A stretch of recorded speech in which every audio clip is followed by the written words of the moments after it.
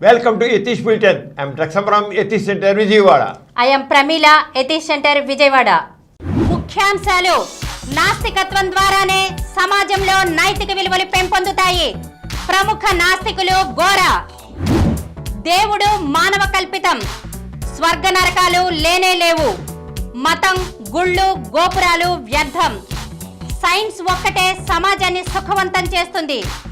ప్రముఖ వృక్ష శాస్త్రవేత్త లోథర్ బర్బాంక్. నిజం కాని దాన్ని నిజమనుకోవడమే పెద్ద మూఢనమ్మకం. డాక్టర్ సమరం.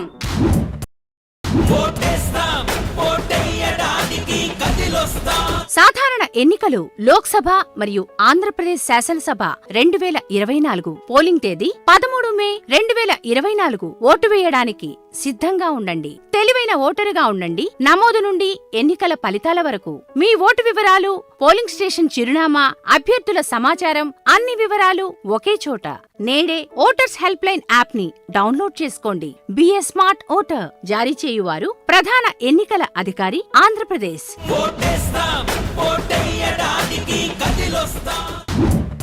ముఖ్యాంశాలు చూశారు కదా, ఇక వివరాల్లోకి వెళ్దాం. డాక్టర్ గారు, నాస్తికత్వం ద్వారానే సమాజంలో నైతిక విలువలు పెంపొందుతాయి అన్న గోరా గారి మాటలను కాస్త వివరించండి. అవును ప్రేమిల, నాస్తికత్వం ద్వారానే సమాజంలో నైతిక విలువలు. ఆస్తిక ద్వారం కాదు.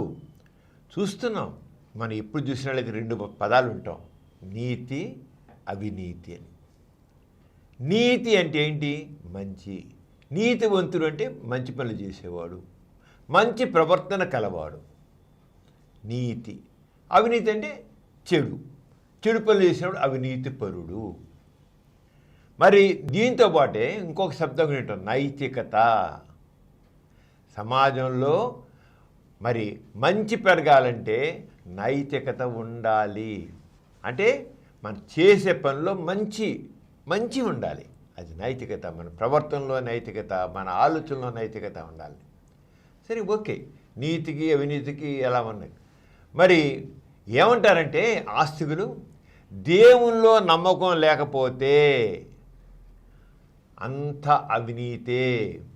వాడు అవినీతిపరుడు అవుతాడు, దుష్టుడవుతాడు, చెడు పనులు చేస్తాడు, చెడు ఆలోచనలు ఉంటాయి అని అంటారు.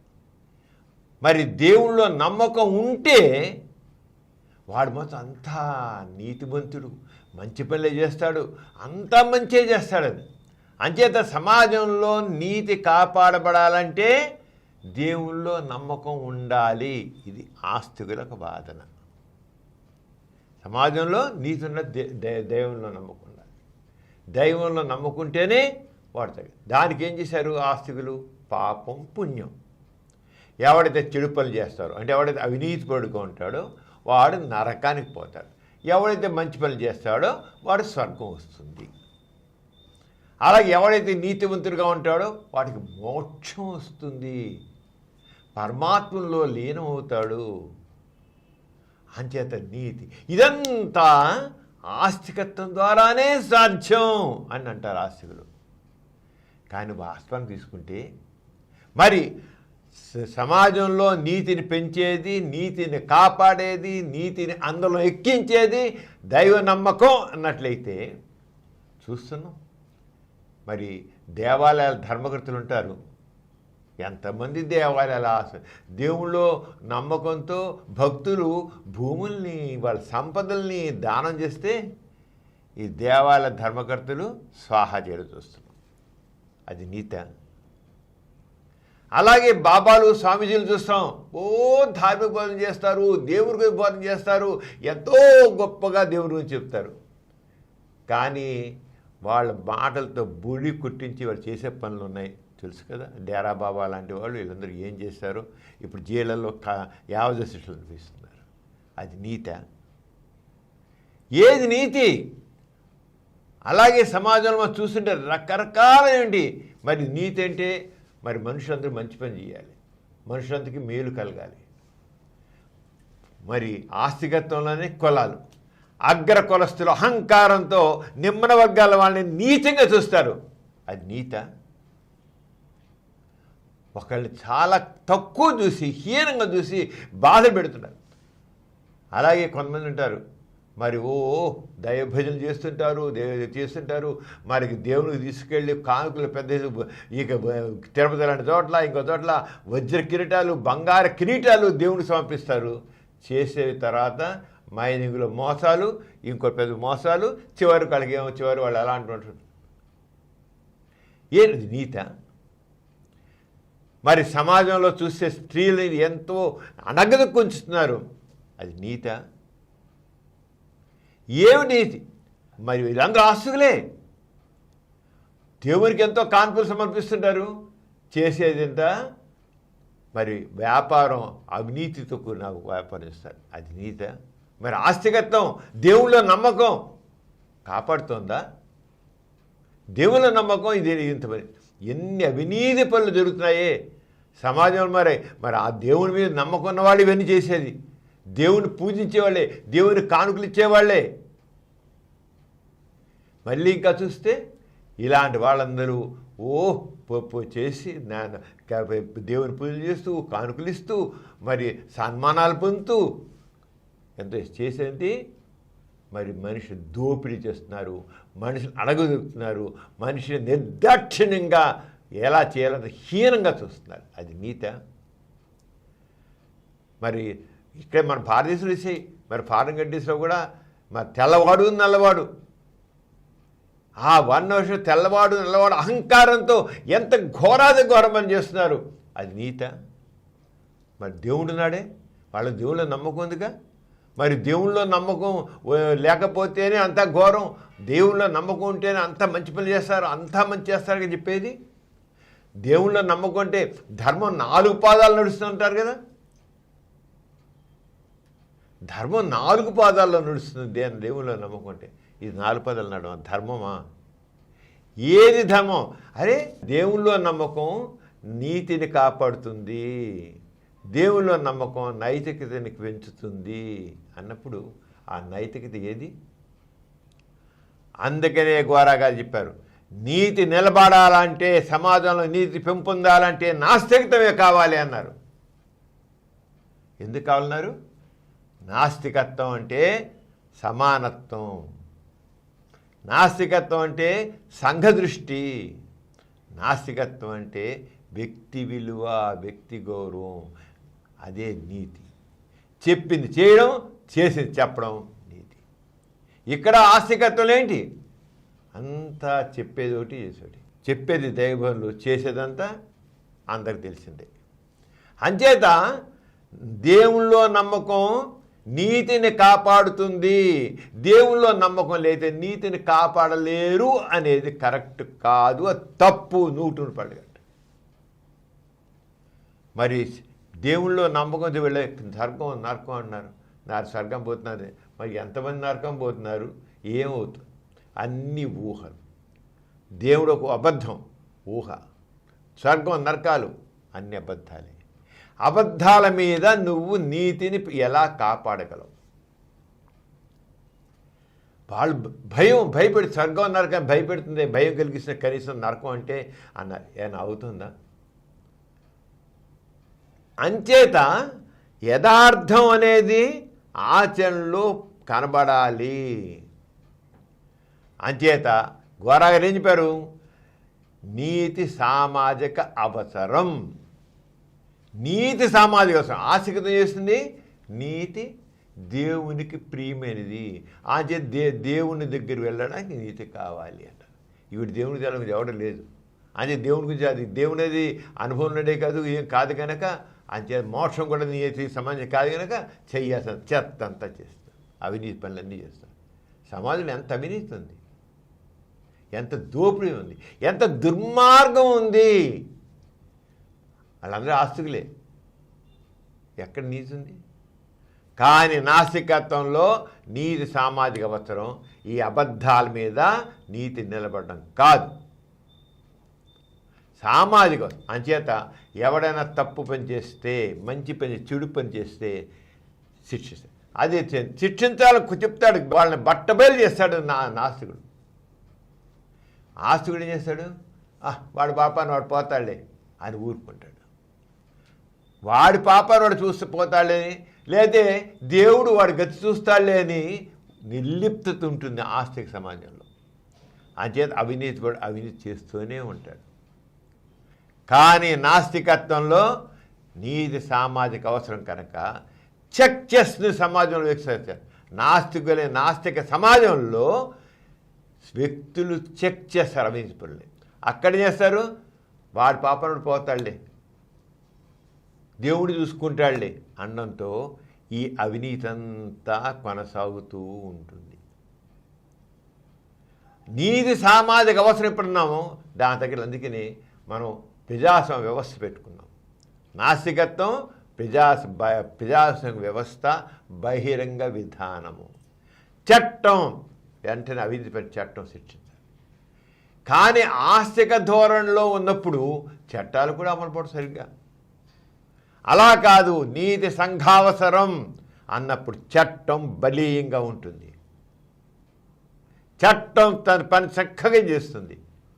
వ్యక్తులు కమిట్మెంట్తో సామాజిక అవసరంగా సమాజంలో మంచిని పెంచడానికి, మంచిని చేయడానికి చేస్తాయి.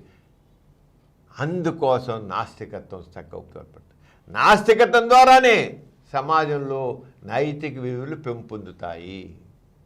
నీతి సామాజిక అవసరం, చెప్పిందే చేయడం, చేసిందే చెప్పడం నాస్తికత్వం. అంచేత ఆస్తికత్వం ద్వారా నైతిక విలువలు కాపాడబడవని స్పష్టంగా కనబడుతోంది. బాబాలు, స్వామీజీలు, ఆ దాని పేరు అందరూ గొప్ప గొప్ప వాళ్ళని చెప్పి అందరినీ చూసుకోవాలి. జీవితాలు చూసుకో, వాళ్ళ కార్యాలు చూసుకో, దేవాలయాల్లో జరిగే చూసుకో. అంతరికి మనుషుల మధ్య మరి ఎన్ని వ్యత్యాసాలు ఉన్నాయి. ఈ వ్యత్యాసాలన్నీ నాస్తికత పోదే.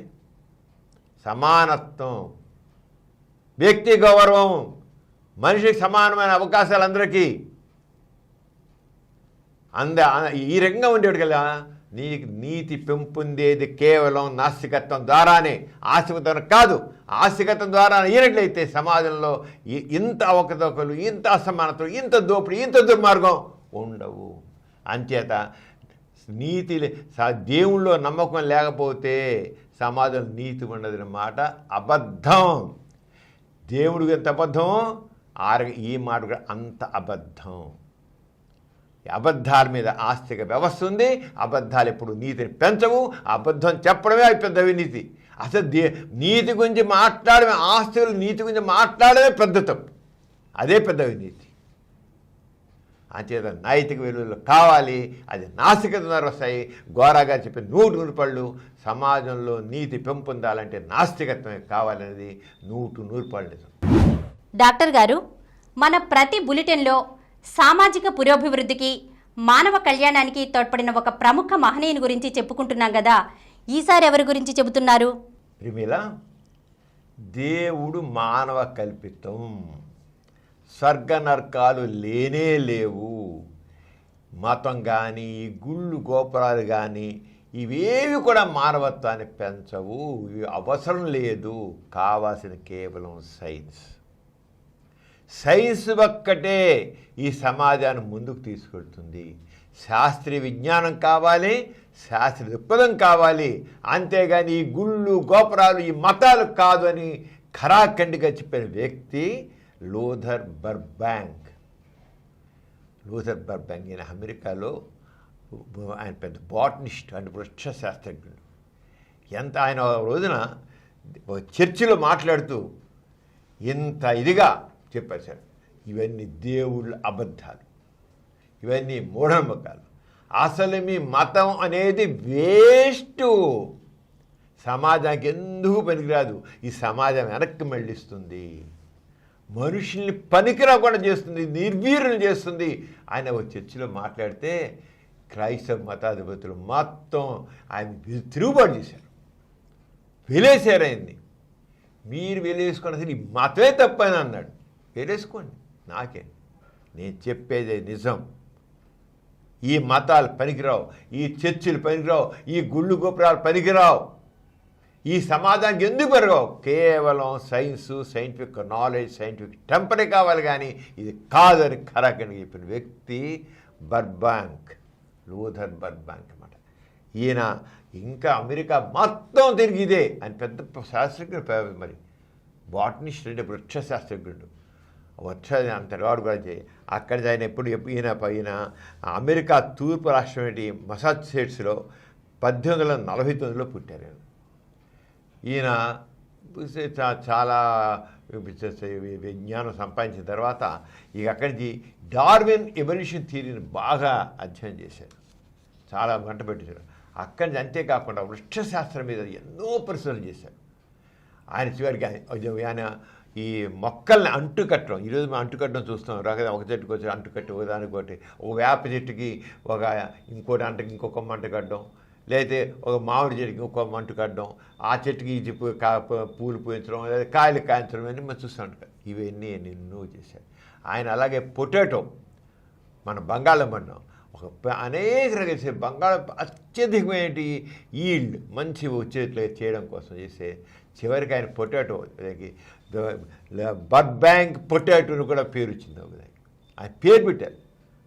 ఆయన ఎంత పరిశోధన చేశారు. అందరికీ తిండి కావాలి, అందరికీ తిండి ఆహారం కావాలి, ఈ ఆహారం ఇలా వస్తుంది చెప్పి ఆయన అనేక అంట్లు కట్టి చేసి దాని వృక్షశాస్త్రంలో చేసే పరిశోధనలు ఇంత అంత కాదు.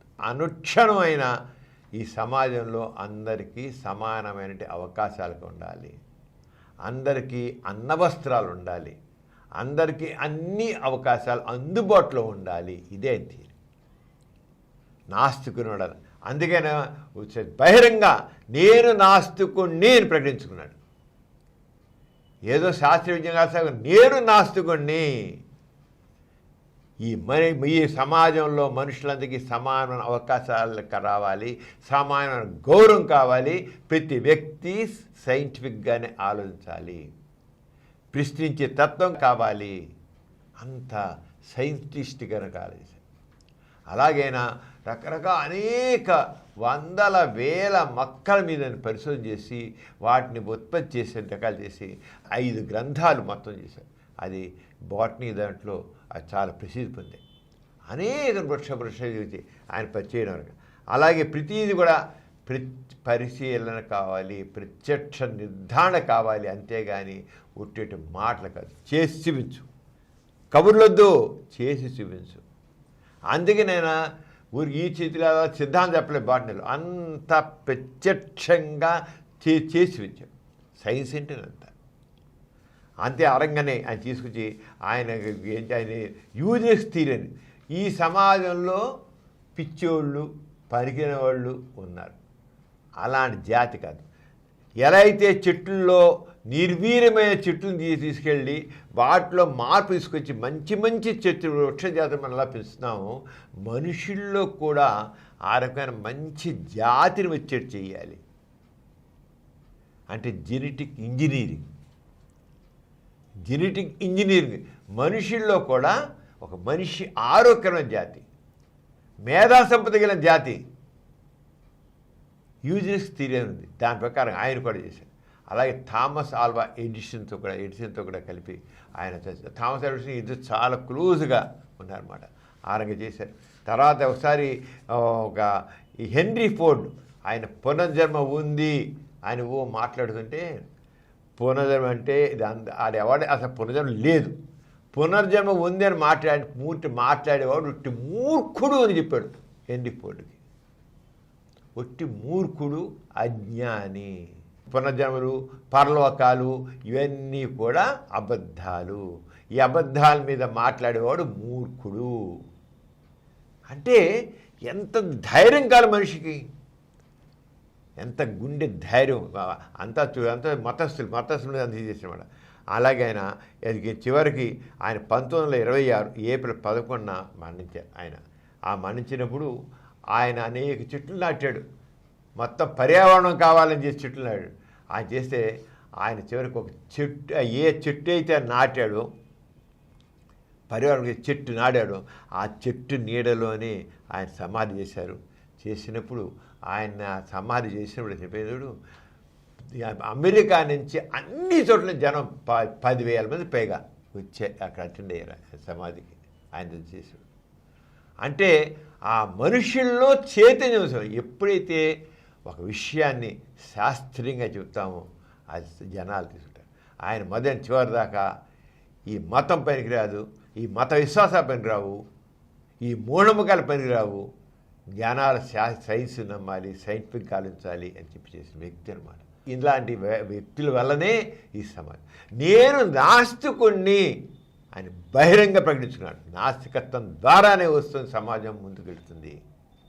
నాస్తిక అంటే ఏదో ఏదో దేవుళ్ళ నమ్మకం అంటే అలా కాదు. నేను నాస్తికుని ఎప్పుడు అనుకున్నాడో అప్పుడే అతను కమిట్మెంట్ కనబడుతుంది. ఆ కమిట్మెంట్ బ్యాంకులు మాకు కనబడుతున్నాడు. ఇలాంటి వ్యక్తులే సమాజానికి అవసరం. ఈ వ్యక్తులే సమాజాన్ని ముందుకు తీసుకెళ్ళేది. ఎథిస్ట్ బులెటిన్లో చిన్న విరామం. ఇది మా దేశం. నమస్కారం, నేను అంతర్జాతీయ విలువిద్యా క్రీడాకారిణి అర్జున అవార్డీ వెన్నం జ్యోతి సురేఖ. ఇప్పుడు కాకపోతే ఎప్పుడు, మనం కాకపోతే ఎవరు? రండి, బాధ్యత కలిగిన పౌరులుగా ఓటు వేద్దాం, దృఢమైన ప్రజాస్వామ్యాన్ని నిర్మిద్దాం. పోలింగ్ తేదీ 13 మే 2024. ఎథిస్ట్ బులెటిన్కి తిరిగి స్వాగతం. డాక్టర్ గారు, మూఢనమ్మకం అంటే ఏంటి? ప్రిమిల, నిజం కాని దాన్ని నిజం అనుకోవడం మూఢనమ్మకం. నిజం కాని దాన్ని నిజం అనుకోవడం అంటే ఒక అబద్ధాన్ని నిజం అనుకోవడం, దాన్ని నిజం పూర్తిగా నమ్మడం, అది అబద్ధం తేలినా నమ్మడం, నిర్ధారణకు నిలవకపోయినా అది నమ్మడం. నే పట్టిన కుందేటికి మూడే కాళ్ళు అన్నట్లుగా ఏమాత్రం దాని గురించి ప్రశ్నించే తత్వం లేకుండా, పరిశీలించే తత్వం లేకుండా, పరీక్షించే తత్వం లేకుండా దాన్ని నమ్మడం, నిజం నిజం అనుకోవడం, అంతకంటే ఇంకోటి అది పెద్ద మూఢనమ్మకం. అంటే నిజం కాని దాన్ని నిజం అనుకుని దాన్ని పూర్తిగా నమ్మడాన్ని మూఢనమ్మకం. అంచేత కానీ మనుషుల్లో కాసిన ప్రతిది ముఖ్యంగా కాసినంటే దేనిగా సరే ప్రతి ఒక్కళ్ళే కాసింది ప్రశ్నించడం, పరిశీలించడం, పరీక్షించడం అనేది ప్రతి వ్యక్తికి కావాలి. ఆ రకం లేనప్పుడు ప్రశ్నించే తత్వం, పరిశీలించడం, పరీక్షించే తత్వం లేకపోతే మూఢనమ్మకాలు తగ్గుతాయి. మన దేశంలో కానీ ఇంకా ఇతర దేశాల్లో కానీ ఎక్కడ సరే మూఢనమ్మకాలు ఎక్కువగా ఉన్నాయంటే అక్కడ జన బాహుళ్యంలో ప్రశ్నించే తత్వం లేదు, మూర్ఖంగా నమ్మేది. దీనికి కారణం ఏది? మతం. మతం నువ్వు ప్రశ్నించవద్దు. ఇప్పుడు దేవుడు తిన్నానుకో, ఇప్పుడు దేవుడు ఈ మనుషులు ఎలా పుట్టారు? దేవుడు పుట్టించాడు. మరి దేవుడిని ఎలా పుట్టించారు? తప్పు. దేవుణ్ణి ఎప్పుడు ప్రశ్నించకూడదు, దైవ సంబంధ విషయం ప్రశ్నించకూడదు అంటారు. దైవ సంబంధమైన విషయాన్ని ప్రశ్నించకూడదు. కానీ నువ్వు ఎలా పుట్టావు మాత్రం అడగచ్చు. చూడు ఎలా ఉంటుంది మతం అనేది. అక్కడ పురిష్టా పెడుతుంది. ఎక్కడైతే మూలాన్ని మనం ప్రశ్నిస్తామో మతం, అక్కడ ప్రశ్నించడం మొదలు. అక్కడి నుంచే మొదలవుతుంది మూలం. అంటే దేవుడి దగ్గర నుంచే మొదలవుతుంది. ఒక అబద్ధాన్ని నిజంగా నమ్మమంటుంది, నమ్మిస్తుంది, మనుషులు అలా ఉంచుతుంది. నీకు దాన్ని తీసుకురండి. అందుకని ఇప్పుడు దేవుడు ఒక పెద్ద మూఢనమ్మకం, దేవుని మహిమలు పెద్ద మూఢనమ్మకం, వాళ్ళకి స్వర్గం నరకాలు మూఢనమ్మకాలు, జన్మ పూర్వజన్మ పునర్జన్మ మూఢనమ్మకాలు, అదృష్టం దురదృష్టం ఇవన్నీ మూఢనమ్మకాలే. అలాగే జాతకాలు, జ్యోతిషాలు, అతీత శక్తులు, మంత్రాలు, యంత్రాలు, వీటన్నిటికీ శక్తులు నాండాలు, విభూతులు, తాయెత్తులు ఇవన్నీ కూడా మూఢనమ్మకాల కోవకి చెందినవే. ఈ తాది కట్టుకో నీకన్నీ మంచి జరిగిపోతుంది. ఎలా జరుగుతుంది? ఏం లేదు. ఈ తాడు కట్టుకో నీకన్నీ శుభాలు కలిగిపోతాయి. ఈ రకంగా ఎలా వస్తుంది? ఈ తాడు కట్టుకుంటే, కాశీ తాడు కట్టుకుంటే మంచి ఎలా జరుగుతుంది? ఈ తాయితీ కట్టుకుంటే ఎలా వస్తుంది? యంత్రం కలిగితే ఎలా వస్తుంది అనేది ప్రశ్నించడం. మంత్రాలంట, మంత్రం ఏంటి? ఆ మంత్రం ఏంటి? ఆ శక్తి ఎలాగా నిరూపించు. ఏం లేదు. ఊరికి ఈ మూఢనమ్మకాల రకరకాల కట్టు కథలన్నీ వచ్చేసాయి. పురాణాలు, పురాణ గాథలు అన్నీ కల్పితాలు, మూఢనమ్మకాలకి మూలాలు. ఈ పురాణ ఇతిహాసాలు ఉన్నాయే, ఇవన్నీ కల్పితాలే. కానీ నిజాల్లాగా ఎన్ని మార్త్యాలు దానిండా, ఎన్ని కాబట్టి అడుగడుక్కి అన్ని మూఢనమ్మకాలే చెప్పేవా నేను? అన్నీ కల్పితాలే. కల్పితాలు నిజం అన్నమాట. దానికి పూజలు పునస్కారాలు పండగలు. అసలు ఏమిట్రా అనేది ప్రశ్నించడానికి వీలు లేకుండా కారణం ఎక్కడ? మత నమ్మికలు, దైవ నమ్మకం. దీని నిజం కాందాన్ని నిజం అనుకోవడమే మూఢనమ్మకం. అది చెప్పిన అన్నీ అంతే అన్నమాట. అంచేత కొంతమంది అంటారు, నువ్వు దేవుడు ఏదన్నావు కదా, దేవుడు అబద్ధం అన్నావు కదా, మరి గాలి కనబడదు కదా, గాలి కనబడదు కనుక గాలి మరి లేదంటావా అని అంటారు కొంతమంది. అతి తెలియదు. దేవుడిని దేవుడిది ఉన్నాడు, దేవుడు వాడికి ప్రత్యక్షంగా దేవుడిని చేసి చూపించలేడు, చెప్పలేదు, ఉండదు మనకి. కానీ గాలిని గాలి కనబడదు కానీ లేదంటారు. గాలి లేకపోతే ముక్కు మొయ్యి చేస్తాడు. గాలి అంటే ఒక ఫ్యాన్ పెట్టి ఇది తగులుతుంది, గాలి తగులుతుంది. గాలి వల్ల నీకు అన్నీ తెలుస్తుంటాయి. గాలిని నిరూపించవచ్చు, 100 లక్షల ప్రయోగాలు చేసి చూపించవచ్చు గాలిని. ఇదిగో గాలి, ఈ గాలి ఉంటే ఇది గాలి అయితేలాగా, ఇది గాలి. కంటికి కనబడపోయినా సరే భౌతికంగా దాన్ని మనం దాని ప్రయోగాల ద్వారా గాలిని మనం చూపించవచ్చు, నిర్ధారణ చేస్తాం. గాలి ఉంటే, గాలి లేకపోతే ఈ గాలి ఏం చేస్తుంది, గాలి ఎలా ఉంటుంది, ఏమవుతుంది గాలి అనేది మనం చూపించదు. గాలి లేకపోవడం, గాలి ఉంటేను మన అనుభవంలో గాలి మనం చూపిస్తాం. కళ్ళకమంటది కాదు, కానీ గాలి అనే దాని మీద. కానీ దేవుని లేదే, దేవుడిని ఎలా చూపిస్తావు, ఏం చెప్తావు? అంత అబద్ధమే, నిజంగా ఏం చూపించేది. కానీ వాళ్ళు అతి తెలివితేటలతో మూఢనమ్మకాలు సంబంధించడం కోసం దేవుడు కనబడితే దేవుడు అలాగే గాలి కనబడితే నువ్వు పోయా, గాలి కనబడితే కానీ నువ్వు ఎలా ఒప్పుకుంటున్నావు, దేవుడు కూడా అంతే అంటారు. గాలిని చూపిస్తున్నాం, నిరూపిస్తున్నాం, మన అనుభవంలో దాన్ని తెస్తున్నాం. కానీ నిజం కాని దాన్ని నిజంగా నమ్మించడానికి ఎన్ని చేయాలని చేస్తారు మూఢనమ్మకాలు పెంచి పోషించేవాళ్ళు. పురాణ గాథలు చెప్తారు, అన్ని కల్పితాలే, కానీ నిజాలుగా చాలామంది చేస్తారు. మన పండగల్లో అన్నింటిలో కనబడ. అంచేత అయితే ఎందుకు ఇంత ఉంది అంటే ఏంటంటే దీని కారణం మనిషిలో మూలం భయం, 2 అజ్ఞానం. ఏమైపోతుందో, ఏం జరుగుతుందో అనే భయం. అలాగే అజ్ఞానం, ప్రశ్నించకూడదు, ప్రశ్నించేది అయిపోతుంది. అమ్మో, దేవుని గురించి ప్రశ్నిస్తావా, మహాత్ముని ప్రశ్నిస్తావా, బాబాలు చేసే గార్డెన్లు ప్రశ్నిస్తావా? వాడు దేవుడు బాబా ఏమి అంటాడు, మహాత్మ అంటాడు, ఇంకో వీపు ఇచ్చి అంటాడు, ఉంగరం ఇచ్చి అంటాడు, లేకపోతే ఒక నగ ఇచ్చానంటాడు. అంత గాడియే, మామూలు రోడ్డు పక్కన వాడు చేసే గాడీలు ఇవి. అది చేసేవాడు, వాడు వేసామో బాబా చేశామో అది మహాత్యమా? రోడ్డు పక్కన వచ్చి 10 రూపాయలు చేసే గాడియా? ఎలా ఉంటుంది మన మనుషుల్లో, ఎలా ద్వంద్వమైనటువంటి నీతి ఉందో అని. అంచేత ఆ భయం, అజ్ఞానం, ప్రశ్నించేస్తున్నా. అంచేత ఇలా ఇవన్నీ ప్రతిదీని మనం ప్రశ్నించేది ప్రదత్వం కావాలి. నిజం అనేది నిజానికి నిలబడాలి, సత్య నిర్ధారణ నిలబడాలి. అంచేత సోక్రటీస్ మనకు తెలుసు, సోక్రటీస్ ఏది సరే పెద్దాన్ని ప్రశ్నించు. ఎందుకు, ఏమిటి, ఎలా? సోక్రటీస్ ఒక్కడే ఏం చేయాల? Socrates philosophy ప్రశ్నించు, ప్రశ్నించు, ప్రశ్నించు. ప్రశ్నిస్తేనే ఈ సమాజం ముందుకెళ్తుంది. మూఢనమ్మకాలని కూడా సరిచేస్తుంది. అంచేత మతపరమైన ఆలోచనలు, మతపరమైన విశ్వాసాలు ఎప్పుడు కూడా సమాజాన్ని ముందుకు తీసుకెళ్ళవు. మూఢనమ్మకాల సమాజ ప్రగతికి అవరోధం. ఒకసారి ఒక సోక్రటీస్ దగ్గర ఒక వ్యక్తి వచ్చి, సరే దేవుడు లేరు ఏమి లేదంత వచ్చాన్నావు కదా, మరి ఈ వర్షాలు ఎక్కడి నుంచి దేవుడు కురిపిస్తే ఈ వర్షాలు ఎక్కడి నుంచి వస్తాయి అని అడిగాట. సోక్రటీస్ ఎక్కడి నుంచి దేవుడే వర్షం కురిపిస్తాడు అంటే, దేవుడు సోక్రటీస్ అనట, ఏం లేదు, ఎండకి వేడికి సముద్రంలో నీరు ఆవిరే పైకెడితే అవే మేఘాల కింద అవుతున్నాయి. అయితే ఓకే అంతర్గత, మరి మెరుపులేంటి, ఈ ఉరుములేంటి, అవి దేవుడు హోంకర్పులు కదా అన్నాడు. లేదు నాయన, మేఘాలు 2 ఢాము ఢిక్కుంటే అక్కడి విద్యుత్ వస్తుంది అని చెప్పాడు. అంటే ప్రతిదానికి ఇది ఇలా కాదు అలా కాదు అని చెప్పుకుంటుంది. చోకటి అరగా ప్రతిదానికి ఆన్సర్ ఇచ్చేసి అరగా ఉరుములు పోయింది. ఎలాగ ఈ రంగా అయితే సోకటి అడిగాడు, మరి వర్షం ఎలా కురుస్తుంది? దేవుడే కురిపిస్తే వర్షం వచ్చేది, మేఘాలు అన్నావు, ఉరుములు అన్నావు, వర్షం ఎక్కడ వస్తుంది?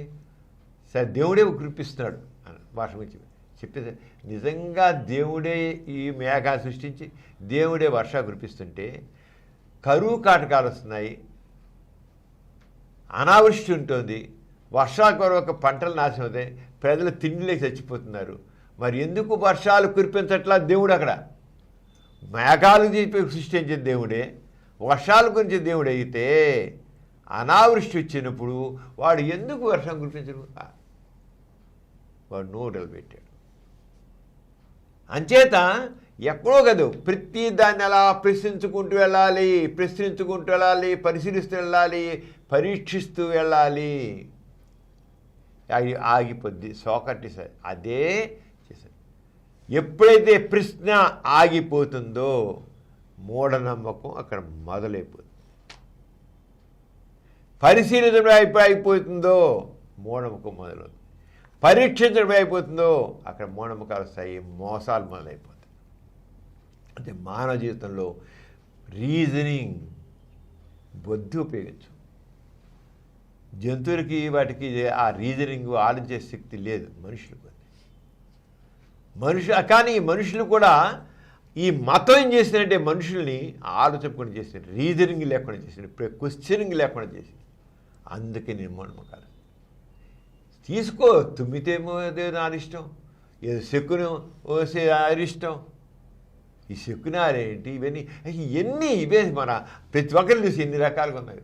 మనం అలా ఫాలో అయిపోతాం గుడ్డిగా, బ్లైండ్గా. ప్రశ్నించట్లా మంచి రోజు చెడ్డ రోజు, తిథి వారం నక్షత్రం, అసలు ఏమిటి వర్జ్యం, ఇవన్నీ అర్థం లేదు. ఏంటి వర్జ్యం ఏంటి, ఈ తిథి వారం నక్షత్రం ఇవన్నీ ఏంటి, ఇవి ఏంటి అసలు అర్థం ఉందా అని ప్రశ్నించాలి. అలాగే వాస్తుశాస్త్రం, జ్యోతిషశాస్త్రం కనీసం మనం చదువు అన్వయిస్తున్నామా? చదువుని అన్వయించట్లేదు, తెలుసు విజ్ఞానం అన్వయించట్లేదు. అందుకే మూఢనమ్మకాలు ఉన్నాయి. అంచేత నిజం కాని దాన్ని నిజం అని నమ్మడమే మూఢనమ్మకం. ఆ మూఢనమ్మకాలు ఎంత మేరకు అది సమాజం అంత ముందుకు వెళుతుంది. ఎంత మేరకు మనం ప్రశ్నించే తత్వాన్ని, పరిశీలించే తత్వాన్ని, పరీక్షించే తత్వాన్ని కోల్పోతామో అంత మేరకు సమాజం తిరోగమనం చేసిన కానీ పురోగమనం అవుతూ ఉండదు. ప్రిమిల మనం డాక్టర్ సమరం మల్టీ ఛానల్ నెట్వర్క్ ద్వారా 20 ఛానల్స్ నడుపుతున్నాం. 20 ఛానల్స్ కూడా అందరినీ చక్కగా కొట్టుకున్నాయి. జనాన్ని విజ్ఞానంతో చేయడం కోసం, జనాన్ని చైతన్యం చేయడం, సమాజాన్ని ముందుకు తీసుకెళ్ళడం కోసం ఈ ఛానల్స్ నడుపుతున్నాం. 20 ఛానల్స్ మనం స్పెషల్ చెప్పుకుంటున్నాం రంగా. అలాగే ఒక్కొక్కటి ఒక యూనిక్ అని చెప్పచ్చు.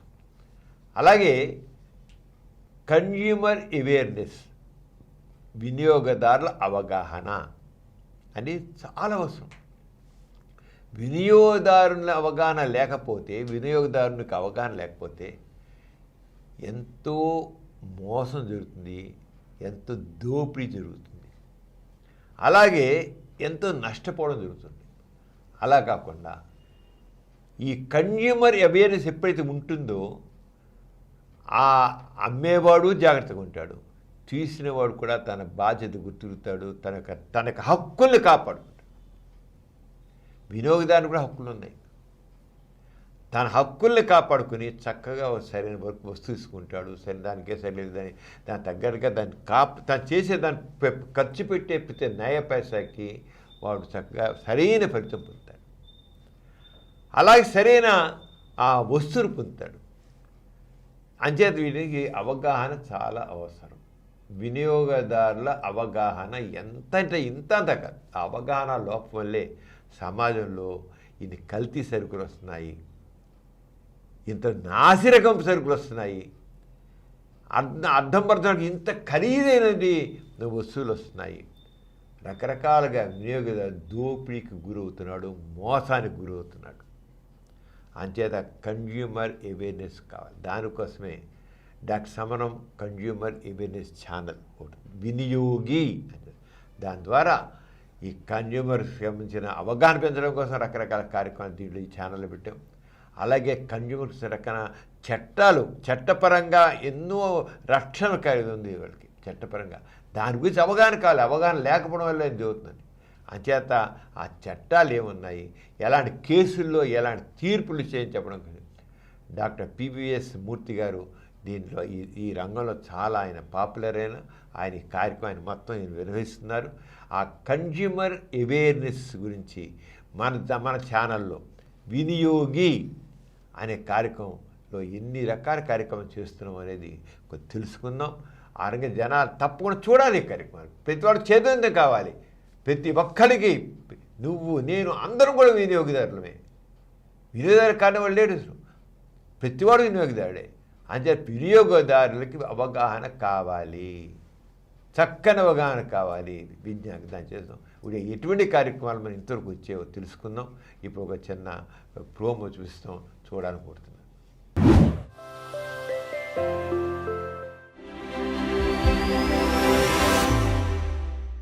వినియోగదారుల మధ్యన సత్సంబంధాలు లేవు.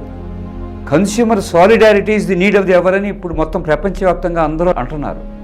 అందుచేత ఐక్యంగా ఉండాలి అని అనుకుంటే ఖచ్చితంగా మనం అందరం కూడా సమైక్యంగా విషయాలపైన పోరాడాలి. లగేజ్ క్యారియర్ విరిగిపడి ఆవిడ మెడల మీద పడింది. ఆ క్యారియర్ మీద మనుషుల్ని కూర్చోబెట్టడానికి అవకాశం ఇచ్చిన రైల్వేస్ సేవాలోపంగా వినియోగదారుల కోర్టు భావించి ఆమె 75% హ్యాండిక్యాప్డ్గానే ఉండిపోయింది కాబట్టి ఆమెకు నష్టపరిహారం ఇప్పించింది Madhya Pradesh state commission. The consumer has so many facilities. We are surprised why consumers are not really evincing interest in approaching the consumer commissions to get compensation. సకల రుగ్మతలకు కారణభూతమై ఉన్న కల్తీ మహమ్మారిని కళ్లకు కట్టినట్లుగా దర్శింపజేస్తూ దానిని వెంటాడి వేటాడేందుకు వినియోగదారులు చైతన్య పూరితులై ఉద్యుక్తులు కావాలి. బీమా సంస్థ ఏజెంట్లు, బీమా సంస్థ డెవలప్మెంట్ ఆఫీసర్లు పాలసీ తీసుకున్నప్పుడు ఎంత తీయగా మాట్లాడతారో, ఏదైనా ఒక ప్రమాదం జరిగినప్పుడు పరిహారం ఇవ్వాలన్నప్పుడు మాత్రము వీళ్ళ నిజస్వరూపాలు మనకు అర్థమవుతాయి. మనకు సరుకు తక్కువగా ఇస్తుంటే అది మీరు చూస్తే ఎందుకు పక్క వినియోగదారుడికి చెప్పలేకపోతున్నారు? వ్యాపారస్తులతో మీకున్న మొహోటం ఏంటి? ఈ రకంగా మిమ్మల్ని మీరు ప్రశ్నించుకుంటున్నప్పుడు ఈ సంఘీభావం అన్న మాటకు అర్థం ఏంటో మీకు అర్థమవుతుంది. ఈ ప్రమాదం జరిగింది మరో వాహనం వల్ల. నడిపిన వ్యక్తి నిర్లక్ష్యంగా నడిపాడు కాబట్టి. మరి ఇంత క్లియర్గా ఉన్నప్పుడు జిల్లా ఫారం తీర్పుతో ఏకీభవించి రిపేర్కి అయిన ఖర్చుల్లో 75% ఖర్చుల్ని బీమా సంస్థే భరించుకోవాలి. హాల్మార్క్ నాణ్యమైన బంగారానికి గుర్తు అని ప్రభుత్వం చెబుతోంది. కానీ హాల్మార్క్ ఎలా ఉంటుందో, ఎక్కడ కనిపిస్తుందో మనకు తెలియదు. గురువింద గింజతో బంగారం తూకం వేసే రోజులు పోయినా ఇంకా తూకాల్లో మోసాలు జరుగుతూనే ఉన్నాయి. నువ్వు వాళ్ళకి హామీ ఇచ్చావు, మిమ్మల్ని సౌకర్యవంతంగా క్షేమంగా డెస్టినేషన్కి తీసుకువెళ్తానని నువ్వు చెప్పావు. అది నీ టికెట్ చెప్తుంది.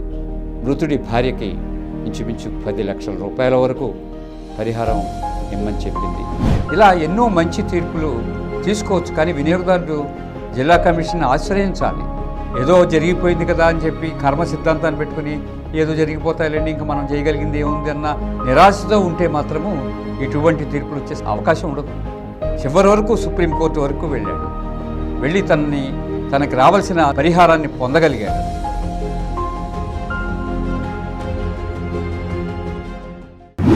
ప్రిమిల చాలా విషయాలు తీసుకున్నాం కదా. మళ్ళీ నెక్స్ట్ బులెటిన్లో కలుసుకుందాం. అంతవరకు అందరికీ జై ఇన్సాన్. జై ఇన్సాన్. ఈ కార్యక్రమం మీకు ఎంతో నచ్చింది కదా. ఇటువంటి మరిన్ని వీడియోల కోసం అనతి కాలంలోనే 20 కోట్ల వ్యూస్ సాధించిన డాక్టర్ సమరం మల్టీ ఛానల్ నెట్వర్క్ సమర్పించు ఎథిస్ట్ బులెటిన్ ఛానల్కు సబ్స్క్రైబ్ చేయండి, లైక్ చేయండి, మీ ఫ్రెండ్స్కి షేర్ చేయండి. అలాగే ప్రక్కనున్న గంట సింబల్ని ప్రెస్ చేయడం మర్చిపోకండి.